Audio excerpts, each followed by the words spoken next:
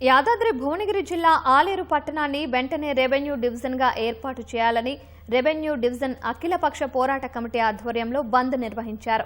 Medical షాపులు, hospitals, కూరగాయల దుకాణాలు తప్ప పట్టణంలో హోటళ్లు, దుకాణాల సముదాయాలు, బట్టల, కిరాణం షాపుల నిర్వాహకులు బంద్లో పాల్గొన్నారు.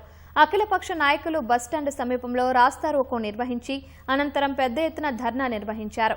బంద్ కార్యక్రమంలో BJP, BRS, CPM, CPI, CPI ML, new democracy, ఇతర పార్టీల నాయకులు పాల్గొన్నారు.